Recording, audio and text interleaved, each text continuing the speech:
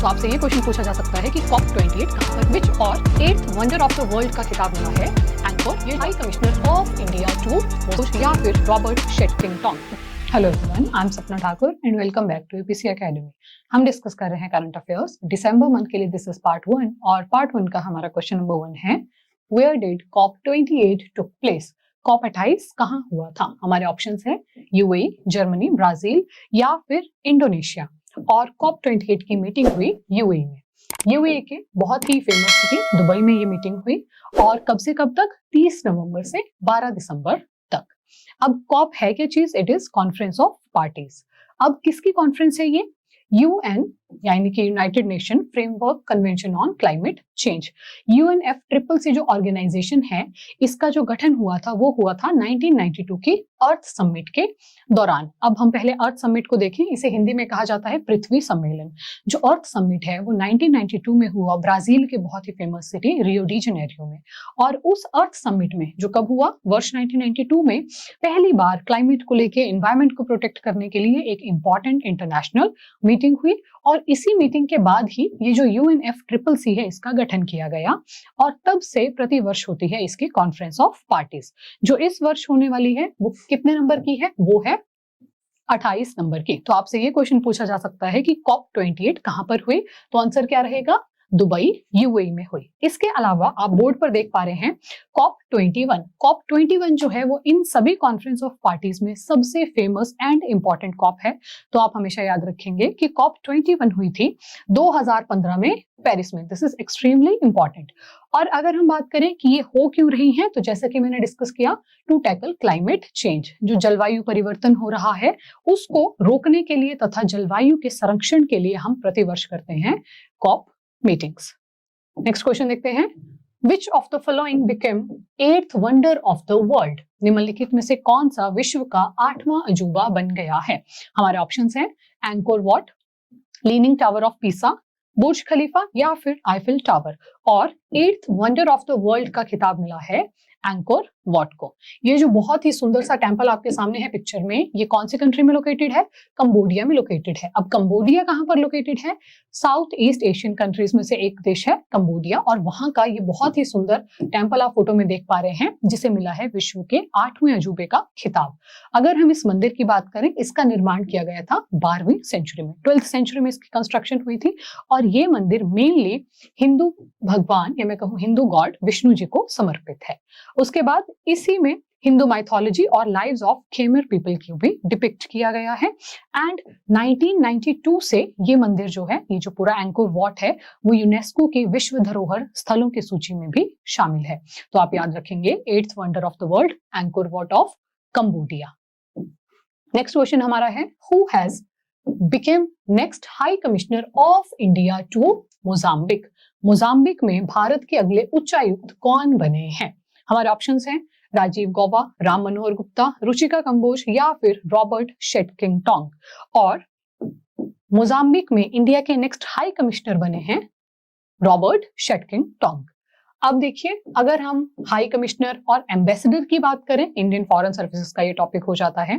दो चीजें होती हैं, एक होता है एम्बेसडर और दूसरा होता है हाई कमिश्नर। क्या डिफरेंस है दोनों में? जो एम्बेसडर्स होते हैं, यहाँ आप देख पा रहे हैं एम्बेसडर्स, वो उन देशों के लिए अपॉइंट होते हैं भारत की तरफ से जो कंट्रीज होती हैं नॉन कॉमनवेल्थ कंट्रीज।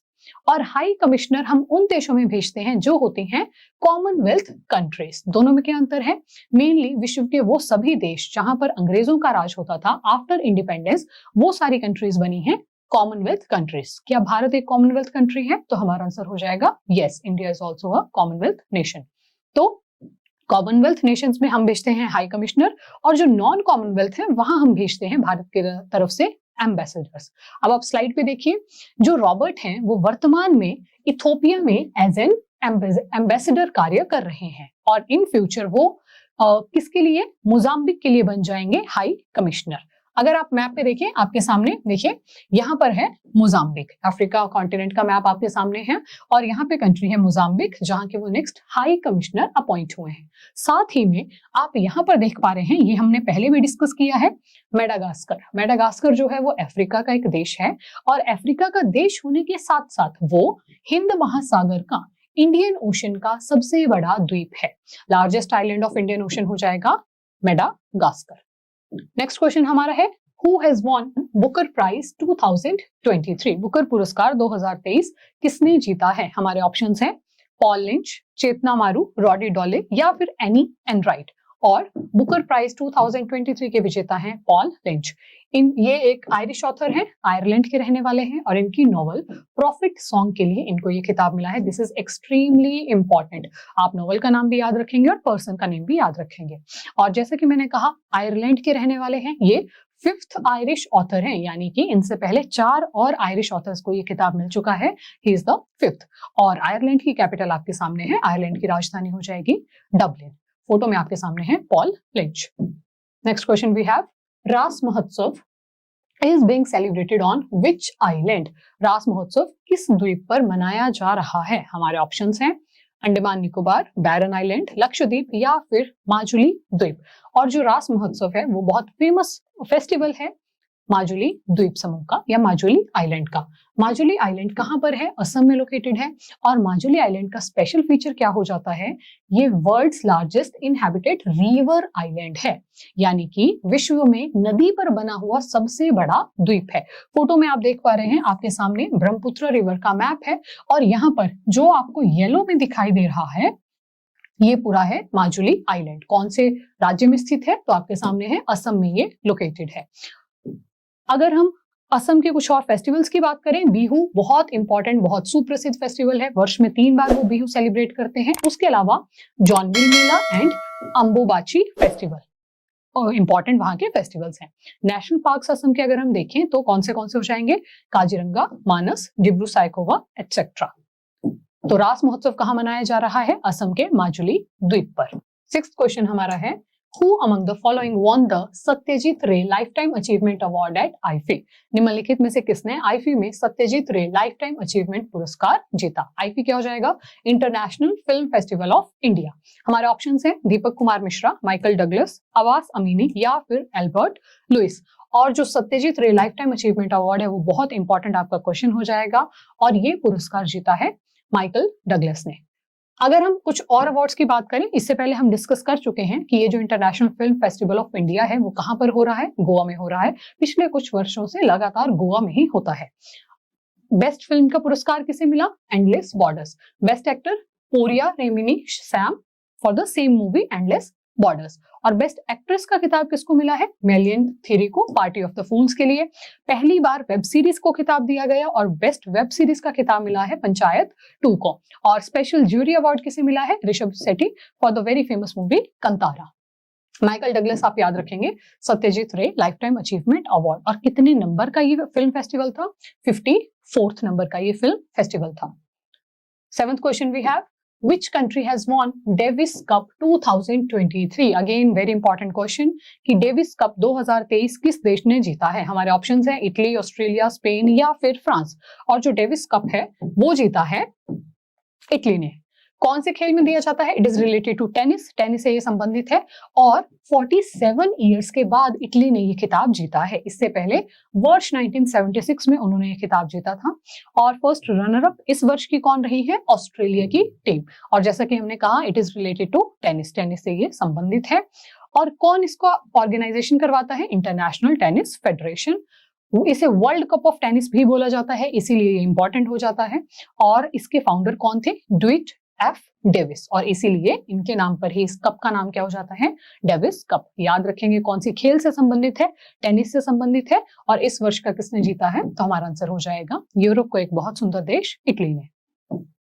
अगला प्रश्न हमारा है, Who has become India's first woman add-D camp? Bharat की पहली महिला एड-डी कैंप कौन बनी है? हमारे ऑप्शंस है मनीषा पाधी, अरुणा गुप्ता, स्वाति अवस्थी या फिर वसुंधरा सिंह। और इसका राइट आंसर हो जाएगा, भारत में पहली बार कोई महिला एड-डी कैंप बनी है और वो है मनीषा पाधी। ये 2015 बैच की इंडियन एयरफोर्स ऑफिसर हैं। और किसके लिए इनको अपॉइंट किया गया है? Appointed as aide-de camp to the governor of Mizoram, Mizoram के गवर्नर के लिए अपॉइंट हुई हैं। मिजोरम के गवर्नर का नाम क्या हो जाएगा? डॉक्टर हरिबाबू खम्पति। और 8D कैंप होता क्या है? देखिए, ये होते हैं officer in armed force. Armed forces के ऑफिसर्स होते हैं जिनको अपने से हायर ऑफिसर्स के लिए अपॉइंट किया जाता है, who assist a higher ranking officer. अब ये आर्मी में, नेवी में, एयरफोर्स में भी इनसे सीनियर हो सकते हैं, या फिर भारत के president, vice president, governors etcetera भी हो सकते हैं। तो आप नाम याद रखेंगे, मनीषा पाधी। नेक्स्ट क्वेश्चन हमारा हो जाएगा, रिसेंटली इंडियाज फर्स्ट वुमेन जज of supreme court passed away, what was her name? हाल ही में भारत की सर्वोच्च न्यायालय की पहली महिला न्यायाधीश का निधन हो गया है और उनका नाम क्या था? हमारे ऑप्शंस हैं फातिमा बीवी, रजिया बेगम, ज्ञान सुधा अरोड़ा या फिर इंदु गोस्वामी। और सुप्रीम कोर्ट में भारत की पहली महिला न्यायाधीश जो रही थी उनका नाम था फातिमा बीबी। इनका जन्म हुआ था 30 अप्रैल 1927 को और इनकी मृत्यु हुई है 23 नवंबर 2023 को। केरल के त्रैवनकोर में इनका जन्म हुआ था और ये 1989 में पहली बार सुप्रीम कोर्ट में एज अ न्यायाधीश अपॉइंट हुई थी। ऐसा होने वाली ये पहली महिला थी क्योंकि इनसे पहले कोई भी महिला कभी भी सुप्रीम कोर्ट में एज अ जज अपॉइंट नहीं हुई थी। इनके साथ साथ आज तक भारत को चीफ जस्टिस ऑफ इंडिया एक महिला के रूप में नहीं मिली है, यानी कि कभी भी कोई महिला मुख्य न्यायाधीश भारत की नहीं रही है। और हमारे लिए प्राउड की बात है कि 2027 में जस्टिस BV नगरत्ना बन जाएंगी भारत की पहली मुख्य न्यायाधीश। फोटो में आपके सामने है जस्टिस BV नगरत्ना और ऊपर आप देख पा रहे हैं भारत की पहली महिला न्यायाधीश टू सुप्रीम कोर्ट फातिमा बीवी जी। अगर हम जस्टिस नगरत्ना की बात करें जो 2027 में हमारी चीफ जस्टिस ऑफ इंडिया बनने वाली हैं, भारत की मुख्य न्यायाधीश बनने वाली हैं, इनका एक इंपॉर्टेंट एंड इंटरेस्टिंग फैक्ट ये है कि इनके पिता जस्टिस ES वेंकटरमैया 1989 में भारत की मुख्य न्यायाधीश के रूप में अपनी सेवाएं दे चुके हैं और उनकी पुत्री 2027 में बनेंगी भारत की पहली महिला मुख्य न्यायाधीश। अगर हम कंपोजिशन की बात करें कि सुप्रीम कोर्ट में कितने जजेस होते हैं तो टोटल कंपोजिशन है 34। अगला प्रश्न हमारा है, who has been appointed as new agriculture minister of India? Bharat के नए कृषि मंत्री के रूप में किसे नियुक्त किया गया है? हमारे ऑप्शंस है नरेंद्र सिंह तोमर, अर्जुन मुंडा, स्मृति ईरानी या फिर अनुराग ठाकुर। रिसेंटली मिनिस्ट्रीज में रिशफलिंग की गई और भारत के न्यू एग्रीकल्चर मिनिस्टर बने हैं अर्जुन मुंडा।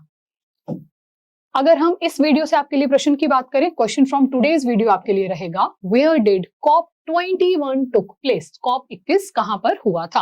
हमारे ऑप्शंस है पेरिस, UAE, इटली या फिर टोक्यो। जो भी हमारा राइट आंसर होगा वो आप हमें कमेंट्स में लिखकर बताएंगे। And this was all for this video. अगर आपको वीडियो अच्छी लगी हो तो हमारे चैनल को लाइक करें, शेयर करें और सब्सक्राइब करें। मिलते हैं बहुत जल्दी एक दूसरी वीडियो में, तब तक के लिए कीप वॉचिंग, कीप स्माइलिंग।